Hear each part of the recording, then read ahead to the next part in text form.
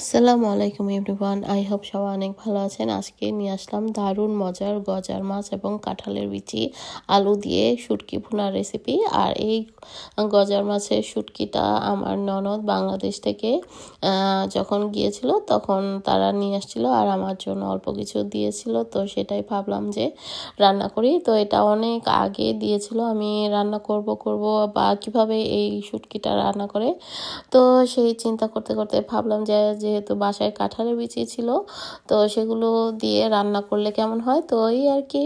তো কাঁঠালের বিচিগুলোকে আমি প্রথমে কেটে চিকন চিকন করে মানে 4 ফালি করে কেটে নিয়েছিলাম। আর শুটকিগুলোকে আগে থেকেই গরম পানিতে অনেকক্ষণ যাবত আমি ভিজিয়ে খুব ভালো মতো পরিষ্কার করে ধুয়ে নিয়েছিলাম।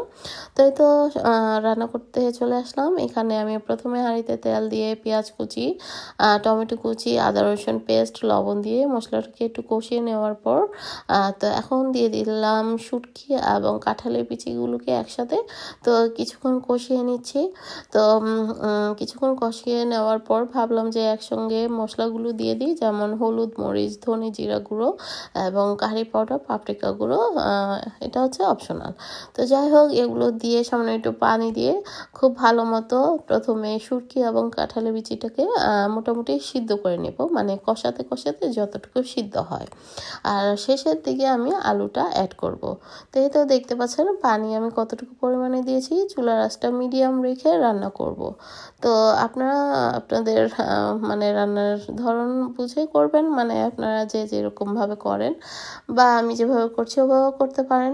তবে এই রান্নাটা যে এত সুস্বাদু হবে আমি আসলে চিন্তাই করিনি। তো একটু পরপর নেড়ে দিয়েছিলাম। তো এই তো এই পর্যায়ে কেটে রেখেছিলাম আলু। এখানে আমি 3টা ছোট ছোট আলু এভাবে কেটে নিয়েছি, আর সঙ্গে কাঁচামরিচ ফালি এবং দিয়ে দিলাম সামান্য একটু ধনেপাতা কুচি। তো আপনারা চাইলে ধনেপাতা কুচিটা কিন্তু লাস্টেও অ্যাড করতে পারেন অথবা স্কিপও করতে পারেন।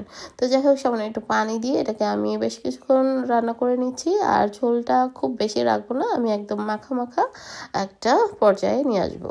আর এটা খেতে সত্যি এত সুস্বাদু হয়েছে কি আর বলবো। তো বাসায় যে কোনো শুটকি দিয়ে আসলে রাঁধতে পারেন এভাবে। তো খুবই মজা হয়। আপনারা চাইলে এভাবে কোনো গেস্ট আসলে কিন্তু রান্না করে খাওয়াতে পারেন, তারা খুশি হয়ে যাবে। আসলে কি আর বলবো। তো যাই হোক, লবণটা চেখে একটু দিয়ে দিলাম, আর শেষের দিকে ধনেপাতা দিয়ে চুলোটা অফ করে দিলাম। আমার রান্নাটা কিন্তু অলমোস্ট হয়ে গিয়েছে, দেখতে পাচ্ছেন। আর কালারটা খুবই সুন্দর হয়েছে। আসলে লাইটটা জ্বালাইনি, রোদের আলোতে যতটুকু দেখা যায়। তো এই তো খেতে বসে গেলাম। আল্লাহ হাফেজ।